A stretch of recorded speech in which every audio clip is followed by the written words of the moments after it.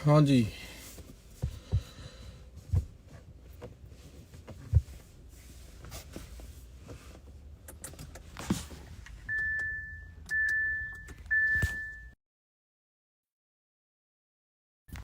आ जाओ।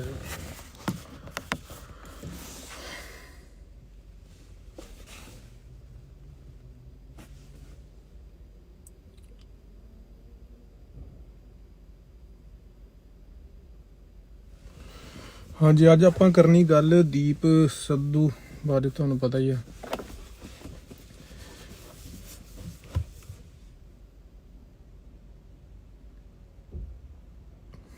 हाँ जी, मैसेज सारिਆਂ ਦੇ आ रहे हैं सोग भरे। तो चलो जी आपां गल करनी है, स्क्रीन कर लियो जी रिकॉर्ड, क्योंकि पता नहीं मैं दोबारा पा सकूँगा कि नहीं सारी शब्दावली जितना भी है। स्क्रीन रिकॉर्ड कर लियो, ये फिर काम बड़ी आनी थां थां ते पोस्ट करने लई। ਉਹਨੂੰ शेयर कर दिओ वीडियो ਨੂੰ, फिर करते हैं गल शुरू।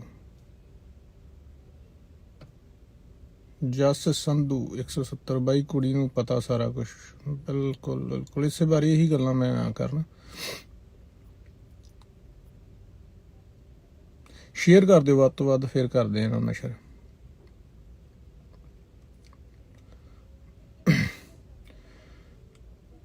इंस्टा वालिओ शेयर कर दिओ, फेसबुक के ढिला मट्ठे काम ये बहुती वरती नहीं करी आप।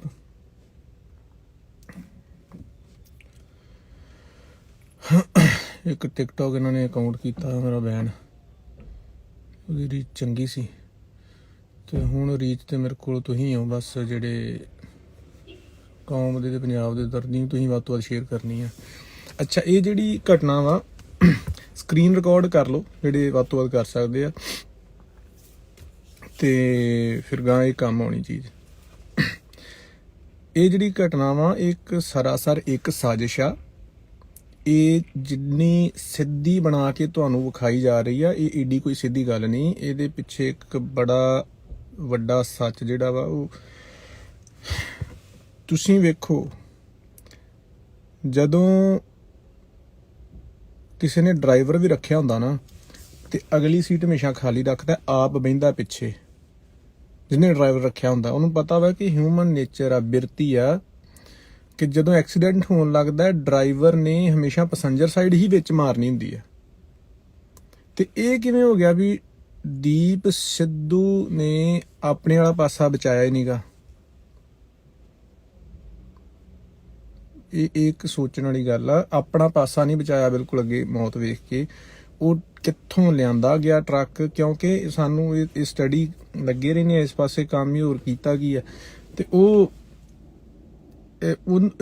ਪ੍ਰੈਸ਼ਰ ਬਣਾਇਆ ਗਿਆ ਕਿਸੇ ਚੀਜ਼ ਦਾ, ਕੋਈ ਨਾ ਕੋਈ ਉਹਦੇ ਆਸੇ ਪਾਸੇ ਮਾਹੌਲ ਸਿਰਜ ਕੇ। ਜੇ ਤਾਂ ਵਾਕਈ ਹੀ ਘਟਨਾ ਇਦਾਂ ਹੀ ਐਕਸੀਡੈਂਟ ਵਾਲੀ ਹੋਈ ਆ, ਇਹਦਾ ਪੱਖ ਵੀ ਆਪਾਂ ਆਪਰੇਸ਼ਨ ਕਰਾਂਗੇ, ਦੂਜੇ ਦਾ ਵੀ ਕਰਾਂਗੇ। ਜੇ ਇਸੇ ਤਰ੍ਹਾਂ ਹੀ ਐਕਸੀਡੈਂਟ ਹੋਇਆ ਤੇ ਤੁਸੀਂ ਵੇਖੋਗੇ ਇੱਕ ਮਾਹੌਲ ਸਿਰਜ ਕੇ ਉਹਨੂੰ ਦਿੱਤਾ ਕਿ ਹਾਂ ਵੀ ਉਹ ਸ਼ੂਟ ਵੱਟੇ, ਉਹਨੂੰ ਨਿਕਲਣਾ ਪਵੇ ਪੂਰੀ ਤੇਜ਼ ਗੱਡੀ ਭਜਾ ਕੇ। ਨਹੀਂ ਤੇ ਸਿਆਣਾ ਬਿਆਣਾ ਵਕੀਲ ਬੰਦਾ, ਤੇ ਮਤਲਬ ਉਹਨੂੰ ਇੰਨੀ ਸੂਝ ਨਹੀਂ ਵੀ ਮੈਂ 150 ਦੀਆਂ 120 ਜਿੰਨੀ ਵੀ ਸਪੀਡ ਤੇ ਗੱਡੀਆਂ ਚਲਾਉਣ ਡਿਆ। ਔਰ ਉਹ ਵੀ ਯਾਰ ਭਾਰਤ ਵਰਗੇ ਮੁਲਕ ਦੇ ਵਿੱਚ, ਜਿੱਥੇ ਪਤਾ ਵੀ ਹਾਈਵੇ ਉੱਤੇ ਕੋਈ ਵੀ ਚੀਜ਼ ਕਿਤੇ ਨਿਕਲ ਕੇ ਆ ਸਕਦੀ। ਸੂਝਵਾਨ ਬੰਦਾ ਤੇ ਗਲਤੀ ਕਰਦਾ ਹੀ ਨਹੀਂ। ਉਹਨੂੰ ਮਾਹੌਲ ਹਾਲਾਤ ਸਿਰਜ ਕੇ ਦਿੱਤੇ ਗਏ ਕਿ ਗੱਡੀ ਭਜਾਵੇ।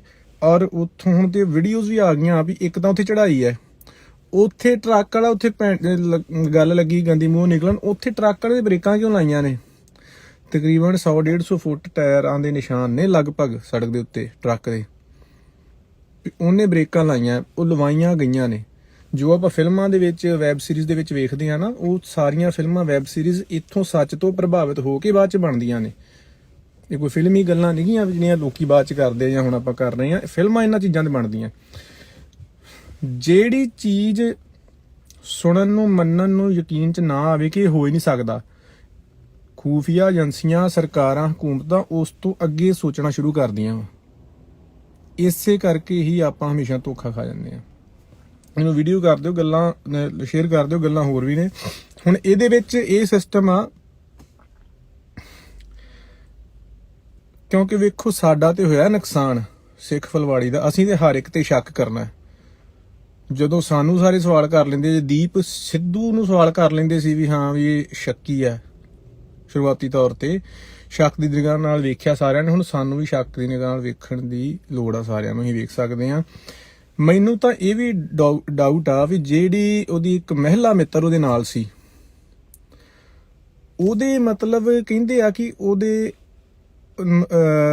ਅਕਾਊਂਟ ਤੋਂ ਫੋਟੋ ਅਪਲੋਡ ਹੋਈ ਆ ਦੀਪ ਦੇ ਕੁਝ ਘੰਟੇ ਪਹਿਲਾਂ, ਸ਼ਾਇਦ ਕੱਲ, ਜਿੱਥੇ ਕਿ ਅੰਮ੍ਰਿਤਪਾਲ ਸਿੰਘ ਮਹਿਰੂਮਰੀ ਕਹਿ ਰਹੇ ਆ ਕਿ ਉਹ 3 ਦਿਨਾਂ ਤੋਂ ਮੈਸੇਜ ਵੇਖ ਰਹੇ ਸੀ ਬਾਈ ਦੀਪ ਸਿੱਧੂ ਤੇ ਜਵਾਬ ਨਹੀਂ ਸੀ ਦੇ ਰਹੇ। ਨੋਰਮਲ ਆ, ਮੰਨ ਲਓ ਕੋਈ ਵੀ ਬੰਦਾ ਵਾ ਆਪਣੀ ਮਹਿਲਾ ਮਿੱਤਰ ਦੇ ਨਾਲ, ਗਰਲਫ੍ਰੈਂਡ ਦੇ ਨਾਲ ਆ ਕਿਤੇ ਆ, ਅਗਲਾ ਜੇ ਫੋਟੋ ਪਾਉਣ ਲੱਗਾ 100 ਵਾਰੀ ਸੋਚੂਗਾ ਕਿ ਮੈਂ ਕਿਸੇ ਦਾ ਹੋਰ ਜਵਾਬ ਨਹੀਂ ਦੇ ਰਿਹਾ, ਇਹ ਮੈਂ ਫੋਟੋ ਪਾਉਂਗਾ, ਪਬਲਿਕ ਕਰੂੰਗਾ, ਸਾਰਿਆਂ ਨੇ ਵੇਖ ਲੈਣੀ ਆ, ਤਾਂ ਮੈਂ ਉੱਥੇ ਕੀ ਬਹਾਨਾ ਮਾਰੂੰਗਾ ਵੀ ਯਾਰ ਵੀ ਤੂੰ ਫੋਨ ਦੇ ਤਾਂ ਕੋਲ ਸੀਗਾ, ਤੂੰ ਕਿਵੇਂ ਕਹਿ ਸਕਦਾ ਮੈਨੂੰ ਫੋਨ ਨੂੰ ਐਕਸੈਸ ਹੀ ਨਹੀਂ ਸੀ। ਵੀ ਉਹਦੀ ਤੇ ਸਿਆਸਤ ਨੂੰ ਬੰਦੇ ਜੀ ਨੂੰ ਕੋਲ ਹੀ ਨਹੀਂ ਬੈਠੂਗੀ ਇਹ ਗੱਲ। ਤੇ ਉਹ ਫਿਰ ਅਪਲੋਡ ਕਿਉਂ ਕਰਦਾ ਉਹ ਫੋਟੋ ਅਪਲੋਡ ਕਿਉਂ ਕਰਦਾ ਉਹ ਆਪ? ਉਹ ਕਿੱਥੋਂ ਕਰਵਾਈ ਗਈ, ਕਿਹਦੇ ਕੋਲ ਐਕਸੈਸ ਸੀ, ਕਿਵੇਂ ਲੈ ਲਿਆ ਗਿਆ? ਔਰ ਪਹਿਲਾਂ ਖਬਰ ਆਈ ਕਿ 2 ਬੰਦੇ ਆ ਸਕਾਰਪੀਓ, ਬਾਅਦ ਚ ਆ ਗਈ ਵੀ 3 ਆ। ਔਰ ਜਿਹੜੀ ਮੈਨੂੰ ਤਾਂ ਸ਼ੱਕ ਆ ਵੀ ਉਹ ਲੜਕੀ ਉੱਥੇ ਮੌਕੇ ਤੇ ਨਾਲ ਨਹੀਂ ਸੀ, ਇਹ ਬਾਅਦ ਚੋਂ ਲਿਆ ਕੇ ਪਲਾਂਟ ਕੀਤੀ ਗਈ ਹੈ। ਜਾਣਕਾਰ ਜ਼ਰੂਰ ਹੋ ਸਕਦਾ ਹੋਵੇ, ਤੇ ਉਹ ਜਾਂ ਕਿਸੇ ਦਬਾਅ ਹੇਠ ਜਾਂ ਕਿਸੇ ਲਾਲਚ ਹੇਠ ਜਾਂ ਕਿਸੇ ਵੀ ਤਰ੍ਹਾਂ ਉਹ ਦਬਾਈ ਗਈ ਹੈ ਕਿ ਉਹ ਜਿਹੜੀਆਂ ਗੱਲਾਂ ਤੁਸੀਂ ਉਹਦੇ ਉਹ ਬੀਬੀ ਦੇ ਮਤਲਬ ਕਿ ਜੈਸਚਰਸ ਵੇਖੋ, ਤੁਸੀਂ ਉਹਨੂੰ ਪੁੱਛ ਰਹੇ ਨਾਮ ਕੀ ਆ, ਨਾਮ ਚਲੋ ਉਹਨੇ ਦੱਸਿਆ, ਆਈਡੀ ਹੈਗੀ, ਉਹਦੀ ਫੁਰਤੀ ਵੇਖੋ, ਤੁਰੰਤ ਕਹਿੰਦੀ ਆ ਵੇਖਾਂ ਇੱਥੇ ਹੋਣੀ ਪਈ ਆ। 3-4 ਵਾਰੀ ਐਕਸੀਡੈਂਟ, ਲਵਲੀ ਇੰਸਟੀਚਿਊਟ ਦੇ ਸਾਹਮਣੇ ਇੱਕ ਬਹੁਤ ਭਿਆਨਕ ਐਕਸੀਡੈਂਟ ਮੇਰਾ ਹੋਇਆ ਸੀ, ਰੋਲ ਓਵਰ ਹੋ ਗਈ ਸੀ ਗੱਡੀ, ਇੱਕ ਵਾਰੀ ਕੂਲ ਰੋਡ ਤੇ ਹੋਇਆ, ਚਲੋ ਜਾਣ ਤੇ ਬਚ ਗਈ। ਤੇ ਪਰ ਕਿੰਨਾ ਚਿਰ ਸਾਹ ਨਾਲ ਸਾਹ ਨਹੀਂ ਰਲਦਾ ਜਦੋਂ ਬੰਦਾ ਮੌਤ ਬਿਲਕੁਲ ਪ੍ਰਤੱਖ ਵੇਖ ਲੈਂਦਾ। ਔਰ ਗੱਡੀ ਦਾ ਜਿਸ ਤਰੀਕੇ ਦੇ ਨਾਲ ਹੋਇਆ, ਜੇ ਐਕਸੀਡੈਂਟ 'ਚ ਇਹ ਕੁੜੀ ਨਾਲ ਸੀ, ਉਹਦੇ ਜੈਸਚਰਸ, ਬੋਡੀ ਜੈਸਚਰਸ ਤੇ ਲੱਗਦਾ ਹੀ ਨਹੀਂ ਵੀ ਉਹ ਇੰਨੀ ਘਬਰਾਈ ਹੋਈ ਹੈ। ਔਰ ਉਹ ਵੀ ਨਾਲ ਦਾ ਸਾਥੀ ਗਿਆ ਹੋਵੇ, ਔਰ ਉਹਦੀ ਜਿਹੜੀ ਪਿੱਚ ਆ ਮਤਲਬ ਉਹ ਵੇਖੋ ਨਾ ਤੁਸੀਂ ਬੋਲਣ ਦੀ, ਹਾਦਸੇ ਤੋਂ ਬਾਅਦ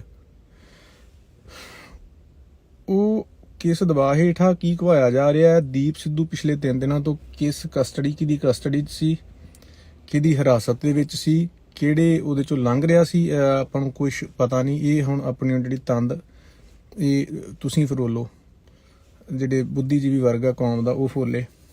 ਅਸੀਂ ਆਪਣੇ ਪੱਧਰ ਤੇ ਜਿੰਨੇ ਜੋਗੇ ਹੈਗੇ ਕਰ ਰਹੇ ਹਾਂ। ਹੁਣ ਡਾਟਸ ਕਨੈਕਟ ਕਰਨ ਵਾਲੀ ਗੱਲ ਆ, ਇੱਕ ਮਿੰਟ, ਇਹ ਤਰੀਕੇ ਦੇ ਨਾਲ ਸਿਸਟਮ ਤੁਸੀਂ ਇਹ ਵੇਖੋ, ਹਰ ਤਰ੍ਹਾਂ ਦੇ ਨਾਲ ਪ੍ਰੋਪਰ ਪਲਾਨ ਕੀਤਾ ਵਾ ਕਿ ਜੇ ਇਹ ਐਕਸੀਡੈਂਟ ਵੀ ਲੱਗੇ ਤੇ ਮਤਲਬ ਇਹ ਇਸ ਤਰ੍ਹਾਂ ਦਾ ਲੱਗੇ ਕਿ ਜੇ ਜਿਹੜੇ ਲੋਕ ਮੰਨਣ ਕਿ ਵਾਕਈ ਐਕਸੀਡੈਂਟ ਆ, ਕਿ ਬੋਡੀ ਪਹਿਲਾਂ ਮਰਡਰ ਕਰਕੇ ਨਹੀਂ ਉੱਥੇ ਰੱਖੀ ਗਈ ਜਾਂ ਟਰੱਕ ਬੈਕ ਕਰਕੇ ਨਹੀਂ ਮਾਰਿਆ ਗਿਆ, ਜੇ ਇਹਨੂੰ ਕੋਈ ਨੈਚੁਰਲ ਐਕਸੀਡੈਂਟ ਵੀ ਮੰਨੇ, ਤਾਂ ਤੁਸੀਂ ਵੇਖੋ ਉਹਦੀ ਤਿਆਰੀ ਵੇਖੋ ਉਸ ਚੀਜ਼ ਦੀ ਕਿਵੇਂ ਆ। ਫਿਰ ਕੰਟੇਨਰ ਉਹਦੇ ਵਿੱਚ ਥੱਲੇ ਗਿਆ, ਮਤਲਬ ਕਿ ਉੱਚਾ ਹੁੰਦਾ ਨਾ ਕੰਟੇਨਰ ਪਿੱਛੋਂ, ਕਿ ਜਿਹਦੇ ਥੱਲੇ ਫਿਰ ਸਕਾਰਪੀਓ ਗੱਡੀ ਵੜ ਜਾਏ, ਬਚੇ ਨਾ ਪ੍ਰੋਪਰ। ਤੇ ਜੇ ਕੋਈ ਇਦਾਂ ਵੀ ਡਾਟਸ ਕਨੈਕਟ ਕਰੇ ਤੇ ਉੱਥੋਂ ਹੀ ਗੱਲ ਨੈਚੁਰਲ ਜੀ ਲੱਗੇ। ਇੱਕ ਮੈਂ ਤੁਹਾਨੂੰ ਘਟਨਾ ਸੁਣਾਉਣਾ, ਇਹ ਇਜ਼ਰਾਈਲ ਦੀ ਏਜੰਸੀ ਮੁਸਾਦ ਉਹਨਾਂ ਨੇ ਕੀਤਾ ਸੀ, ਕੋਈ ਬੰਦਾ ਇਦਾਂ ਮਾਰਨਾ ਸੀਗਾ। ਹੁਣ ਤੁਸੀਂ ਵੇਖੋ ਕਿੱਥੇ ਜਾ ਕੇ ਖੇਡਦੀ ਇੰਟੈਲੀਜੈਂਸ, ਉਹ ਬੰਦਾ ਮਾਰਨਾ ਸੀ ਜਿੱਥੇ ਉਹ ਰਹਿੰਦਾ ਸੀ, ਕਿਸੇ ਮੁਲਕ ਦੇ ਵਿੱਚ ਭੇਸ ਵਟਾ ਕੇ, ਜਿੱਦਾਂ ਉਸ ਇਲਾਕੇ ਦੇ ਵਿੱਚ ਗਰੋਸਰੀ ਸਟੋਰਸ ਦੇ ਉੱਤੇ ਗਰੋਸਰੀ ਪਹੁੰਚਾਉਣੀ ਸ਼ੁਰੂ ਕਰ ਦਿੱਤੀ ਸੀ। ਟੋਟਲੀ A to Z ਹਰ ਸਮਾਨ ਉਹ ਸਾਰੇ ਇਲਾਕੇ 'ਚ ਉਹ ਆਉਂਦਾ ਸੀ ਜਿਸ ਗਰੋਸਰੀ ਨੂੰ ਖਾ ਕੇ ਲੋਕਾਂ ਦੇ ਵਿੱਚ ਸੁਸਾਈਡ ਕਰਨ ਦੇ ਤੱਤ ਪੈਦਾ ਹੋਣ ਲੱਗ ਪੈਂਦੇ ਸੀ। ਇਹੋ ਜਿਹੇ ਕੋਈ ਮਿਸ਼ਰਣ ਸੀਗੇ, ਕੈਮੀਕਲ ਸੀਗੇ, ਤੇ ਲੋਕੀ ਅਕਸਰ ਹੀ ਉੱਥੇ ਖਬਰ ਆਉਣ ਲੱਗ ਪਈ ਫਲਾਣੇ ਨੇ ਕੋਠੇ ਤੋਂ ਛਾਲ ਮਾਰਤੀ, ਫਲਾਣੇ ਨੇ ਆਪਣੇ ਨੂੰ ਸ਼ੂਟ ਕਰ ਲਿਆ, ਕਿਸੇ ਨੇ ਕਰੰਟ ਵਾਲੀਆਂ ਤਾਰਾਂ ਨੂੰ ਫੜ ਲਿਆ, ਲੋਕੀ ਸੁਸਾਈਡ ਕੇ ਬਿਮਾਰੀ ਹੈ ਇਸ ਇਲਾਕੇ 'ਚ ਕੁਛ। ਉਹ ਬੰਦਾ ਜਿਹਨੂੰ ਮਾਰਨ ਗਏ ਸੀ ਉਹ ਵੀ ਉਹ 10 ਕਦਮ ਅੱਗੇ ਸੀ ਏਜੰਸੀਆਂ ਤੋਂ, ਉਹ ਗਰੋਸਰੀ ਵੀ ਨਹੀਂ ਸੀ ਉੱਥੋਂ ਲੈਂਦਾ, ਲੋਕਲ ਕਿਸੇ ਹੋਰ ਟਾਊਨ ਤੋਂ ਬਾਏ ਕਰਕੇ ਲਿਆਉਂਦਾ ਸੀ। 4-6 ਮਹੀਨੇ ਲੰਘੇ ਤਾਂ ਫਿਰ ਅਖੀਰ 2 ਬੰਦੇ ਗੁਪਤ ਗਏ, ਉਹਨਾਂ ਨੇ ਉਹਨੂੰ ਬੰਦੇ ਨੂੰ ਫੜ ਕੇ ਕੋਠੇ ਤੋਂ ਸੁੱਟਿਆ, ਤੇ ਖਬਰ ਇਹੀ ਲੱਗੀ ਕਿ ਇਸ ਬੰਦੇ ਨੇ ਵੀ ਉਹ ਬਾਕੀ ਲੋਕਾਂ ਵਾਂਗੂ ਕਿਸੇ ਬਿਮਾਰੀ ਦਾ ਸ਼ਿਕਾਰ ਹੋ ਕੇ ਆਪ ਸੁਸਾਈਡ ਕਰ ਲਿਆ। ਇੰਨੀ ਦੂਰ ਤੱਕ ਜਾ ਕੇ ਏਜੰਸੀਆਂ ਸੋਚਦੀਆਂ ਨੇ। ਤੇ ਜਦੋਂ ਆਪਾਂ ਕਹਿ ਦਿੰਦੇ ਆ ਨਾ ਕਿ ਨਹੀਂ ਇਦਾਂ ਨਹੀਂ ਹੋ ਸਕਦਾ, ਚੱਲ ਕੀ, ਇਹੀ ਤਾਂ ਉਹ ਚਾਹੁੰਦੇ ਨੇ ਕਿ ਆਪਾਂ ਇਹੀ ਸੋਚੀਏ, ਆਪਾਂ ਗੱਲ ਹਾਊ ਪਰੇ ਕਰ ਦਈਏ, ਮਤ ਬੇਵਕੂਫ ਬਣ ਜਾਓ। ਜੇ ਪਹਿਲਾਂ ਜਿਉਂ ਲੱਗੇ 1947 ਤੋਂ ਬੇਵਕੂਫ ਬਣਦੇ ਆਉਂਦੇ ਆ, ਬਣਾਉਂਦੇ ਆਉਂਦੇ ਨੇ। ਜੇ ਦੀਪ ਸਿੱਧੂ ਦੇ ਅਕਾਊਂਟ ਦੀ ਗੱਲ ਕਰੋ, ਫੋਲੋਇੰਗ ਸੀਗੀ ਉਹਨਾਂ ਦੀ, ਫੋਲੋ ਕਰਦੇ ਸੀ 5 ਜਣਿਆਂ ਨੂੰ, 5 ਤੋਂ 3 ਰਹਿ ਗਏ।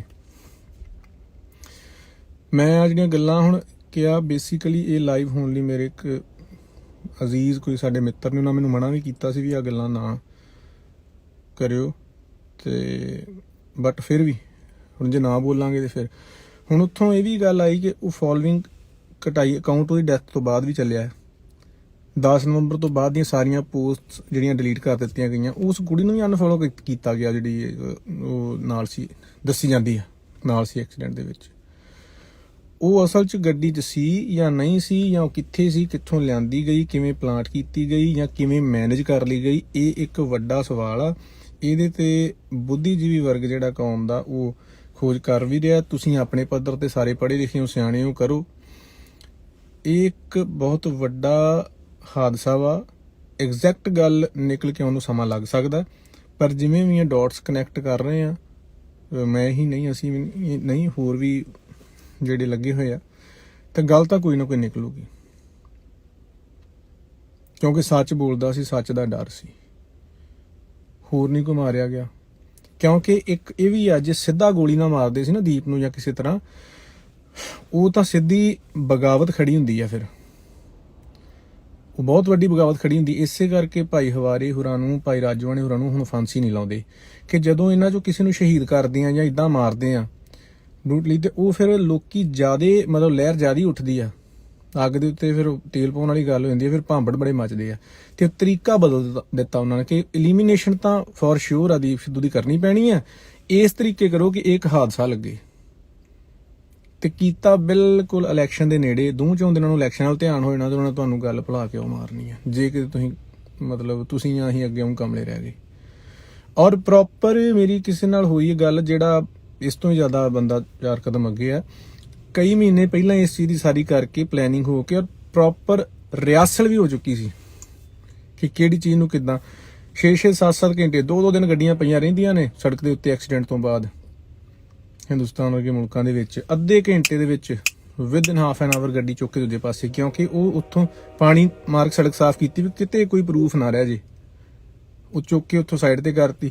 ਐਡੀ ਛੇਤੀ ਕਿਤੇ, ਮਤਲਬ ਹਿੰਦੁਸਤਾਨ 'ਚ ਆਪਾਂ ਵੇਖੇ ਨੇ ਪ੍ਰਬੰਧ ਆਮ ਬੰਦੇ ਲਈ, ਕਿਤੇ ਉੱਦਾਂ ਹੋਵੇ ਕੋਈ ਐਂਬੂਲੈਂਸ ਤੇ ਆਉਂਦੀ ਨਹੀਂ, ਉਸੇ ਵੇਲੇ ਟੋ ਟਰੱਕ ਨੇ ਆ ਕੇ ਸੜਕਾਂ ਸਾਫ਼ ਚੁੱਕ ਕੇ ਕੀਤਾ, ਕਿਉਂਕਿ ਟੀਮ ਰੈਡੀ ਖੜੀ ਸੀ, ਪੁਲਿਸ ਦੀ ਟੀਮ ਜਿਹਨੇ ਪਹੁੰਚਣਾ, ਟੋ ਟਰੱਕ ਤੋਂ ਲੱਗ ਕੇ ਲੱਲਾ ਬੱਬਾ A to Z ਸਾਰੇ। ਸੋ ਮੁੱਖ ਦੀ ਗੱਲ ਇਹ ਆ ਵੀ ਸਿੱਖਾਂ ਵਾਸਤੇ ਇੱਕੋ ਹੀ ਰਾਹ ਹੈ, ਮੌਤ, ਉਹਦੇ ਚੋਂ ਲੰਘਣਾ ਪੈਣਾ। ਜੂਝ ਕੇ ਸੱਚ ਬੋਲ ਕੇ ਮਾਰੇ ਜਾਵਾਂਗੇ ਤੇ ਉਹ ਆਪਣੀ ਤਰੀਕੇ ਨਾਲ ਚੁਣੀ ਹੋਈ ਮੌਤ ਮਾਰੇ ਜਾਵਾਂਗੇ। ਮਰਨਾ ਤੇ ਹੈਗਾ, ਤੇ ਨਹੀਂ ਤੇ ਵੈਰੀ ਤੁਹਾਨੂੰ ਦੁਸ਼ਮਣ ਤੁਹਾਨੂੰ ਤਰੀਕਾ ਕੱਢ ਕੇ ਦੱਸੂਗਾ ਤੁਹਾਡੀ ਮੌਤ ਦਾ। ਮਰਨਾ ਹੈਗਾ, ਜਾਂ ਜੂਝ ਕੇ ਆਪਣੀ ਮਰਜ਼ੀ ਨਾਲ ਆਪਣੇ ਤਰੀਕੇ ਨਾਲ ਮਰੋ, ਜਾਂ ਉਹ ਫਿਰ ਤੁਹਾਨੂੰ ਦੱਸਣਗੇ ਚੁਣ ਕੇ ਕਦੋਂ, ਕਿੱਥੇ ਤੇ ਕਿਵੇਂ ਮਾਰਨਾ। ਬੜੇ ਸਵਾਲ ਨੇ, 1 ਨਹੀਂ 2 ਨਹੀਂ 3 ਨਹੀਂ, ਬੜੀਆਂ ਗੱਲਾਂ ਦੇ ਵਿੱਚੋਂ ਅਜੇ ਹੋਰ ਨਿਕਲ ਕੇ ਆਉਣੀਆਂ ਨੇ ਕਾਫੀ ਤੁਹਾਡੇ ਕੋਲ। ਮੈਂ ਹੁਣ ਮੈਸੇजेस ਨਹੀਂ ਪੜ੍ਹ ਪਾ ਰਿਹਾ, ਫਿਰ ਗੱਲ ਦਾ ਸਵਾਦ ਨਹੀਂ ਬਣਨਾ। ਤੁਹਾਡੇ ਕੋਲ ਹੋ ਸਕਦਾ ਇਸ ਤੋਂ ਜ਼ਿਆਦਾ ਰਿਸਰਚ ਹੋਊਗੀ, ਬੜੇ ਪੜ੍ਹੇ ਲਿਖੇ ਮੁੰਡੇ ਕੁੜੀਆਂ ਕੌਮ ਦੇ ਵਿੱਚ। ਸੋ ਇਹੋ ਜਿੰਨੀਆਂ ਚੀਜ਼ਾਂ ਨੇ, ਇਹਨਾਂ ਨੂੰ ਡਾਟਸ ਕਨੈਕਟ ਕਰੋ, ਇਹਨਾਂ ਨੂੰ ਸਮਝਣ ਦੀ ਕੋਸ਼ਿਸ਼ ਕਰੋ। ਕੋਈ ਵੀ ਚੀਜ਼ ਜੋ ਆਪਣੇ ਆਸੇ-ਪਾਸੇ ਵਾਪਰਦੀ ਹੈ, ਖਾਸ ਕਰਕੇ ਇੱਕ ਵੱਡੀ ਸ਼ਖਸੀਅਤ ਨਾਲ, ਉਹ ਐਵੇਂ ਨਹੀਂ ਔਰ ਮੈਂ ਹੈਰਾਨ, ਐਡੀ ਵੱਡੀ ਸ਼ਖਸੀਅਤ ਔਰ ਸਕੋਰਪੀਓ ਗੱਡੀ ਟਰੈਵਲ ਕਰ ਰਿਹਾ। ਉਹ ਘੱਟੋ ਘੱਟ, ਜੇ ਬਹੁਤਾ ਵੀ ਨਹੀਂ ਸੀ, ਘੱਟੋ ਘੱਟ ਇਹੋ ਜਿਹਾ ਬੰਦਾ ਫੋਰਚੂਨਰ ਗੱਡੀ ਤੇ ਹੋਵੇ ਤਾਂ ਮੰਨਿਆ ਜਾ ਸਕਦਾ ਸੀ, ਕੋਈ ਰਿਐਲਿਟੀ ਲੱਗਦੀ ਸੀ। ਜਿਸ ਬੰਦੇ ਨੂੰ ਪਤਾ ਵੀ ਇੰਨੀਆਂ ਸ਼ਕਤੀਆਂ ਮੈਨੂੰ ਖਤਮ ਕਰਨ ਲੱਗੀਆਂ, ਉਹ ਤਾਂ ਉਹਨੂੰ ਪਤਾ ਵੀ ਇਹ ਤਾਂ ਕਾਮਨ ਜਿਹਾ ਕੰਮ ਆ। ਜਿਹੜਾ ਵਕੀਲ ਆ ਉਹਨੂੰ ਤਾਂ ਸਗੋਂ ਪਤਾ ਵੀ ਇਹ ਨਾਰਮਲ ਜਿਹਾ ਕੰਮ ਆ, ਵੀ ਗੱਡੀ 'ਚ ਜਾਂਦੇ ਆ ਬੰਦੇ ਮਰਵਾਉਣੇ, ਜੇ ਉਹ ਘੱਟੋ ਘੱਟ ਗੱਡੀ ਮੈਂ ਸੇਫ ਉਹੋ ਜਿਹੀ ਰੱਖਾਂ। ਇਹ ਕਿਹੜੇ ਹਾਲਾਤ ਬਣੇ ਜਾਂ ਬਣਾਏ ਗਏ ਵੀ ਸਕੋਰਪੀਓ ਦੇ ਵਿੱਚ ਉਹਨੂੰ ਰੱਖਿਆ। ਆਪ ਦੀਆਂ ਉਹਦੇ ਕੋਲ ਗੱਡੀਆਂ ਪੌਰਸ਼ ਤੇ ਜੇ ਉਹ ਨੇ, ਉਹਨਾਂ 'ਚ ਨਹੀਂ ਸੀ। ਸੋ ਇਹ ਸਾਰੀਆਂ ਗੱਲਾਂ ਨੇ, ਇਹਨਾਂ ਨੂੰ ਨਿਗਾਹ ਮਾਰੋ, ਮਤ ਕਿਤੇ ਆਪਾਂ ਨੂੰ ਬੇਵਕੂਫ ਅੱਗੇ ਵਾਂਗੂ ਬਣਾ ਜਾਣ। ਬਾਕੀ ਜਿਵੇਂ ਵੀ ਕੋਈ ਇਨਫੋਰਮੇਸ਼ਨ ਆਈ ਤੇ ਲਾਈਵ ਹੋਵਾਂਗੇ, ਡੈਫੀਨੇਟਲੀ ਹੋਵਾਂਗੇ। ਉੱਦਾਂ ਤੇ ਮੈਂ ਅਕਸਰ ਹੁੰਦਾ ਨੀਗਾ, ਤੁਹਾਨੂੰ ਪਤਾ ਵੀ ਕਿ ਸਾਲ 'ਚ ਹੀ ਆ 2-3 ਵਾਰੀ ਮਸਾਂ ਕਿਤੇ ਹੋ ਜਾਈਏ। ਬਟ ਹੁਣ ਗੱਲ ਇਹ ਆ ਵੀ ਮਸਲਾ ਵੱਡਾ। ਮੇਰੇ ਲਾਈਵ ਹੋਣ ਦਾ ਕਾਰਨ ਵੀ ਇਹ ਸੀਗਾ, ਕਿਸੇ ਨੇ ਕਿਹਾ ਸੀ ਹੀਟ ਇਸ ਜਗ੍ਹਾ ਦੀ, ਇਸ ਗੱਲ ਦੀ ਬਹੁਤ ਅਜੇ ਇੱਦਾਂ ਕਰਦੇ ਆ ਏਜੰਸੀਆਂ ਵੱਲੋਂ ਜਾਂ ਉਸ, ਪਰ ਹੁਣ ਜੇ ਬਹਿ ਗਏ ਫਿਰ ਚੱਡਿਆਂ 'ਚ ਲੈ ਕੇ ਪੂਛਾਂ, ਤੇ ਫਿਰ ਸੰਘਰਸ਼ ਜਨਾਨੀਆਂ ਤੇ ਮਾਵਾਂ ਦੀਆਂ ਬੁੱਕਲਾਂ 'ਚ ਬਹਿ ਕੇ ਤੇ ਨਾ ਲੜੇ ਜਾਂਦੇ, ਤੇ ਫਿਰ ਲੰਘਾਂਗੇ ਜਿਹੜੇ ਰਾਏ ਉਹਨੂੰ ਲੰਘਾਇਆ, ਫਿਰ ਲੰਘਾ ਦੇਣ ਸਾਨੂੰ ਵੀ। ਵੇਖੀ ਡਿੱਠੀ ਜਾਏਗੀ ਜੋ ਬਣੇਗੀ। ਤੇ ਬਾਕੀ ਫਿਰ ਆਪਾਂ ਹੁੰਨੇ ਆ ਲਾਈਵ। ਠੀਕ ਆ ਜੀ। ਵਾਹਿਗੁਰੂ ਜੀ ਕਾ ਖਾਲਸਾ, ਵਾਹਿਗੁਰੂ ਜੀ ਕੀ ਫਤਿਹ।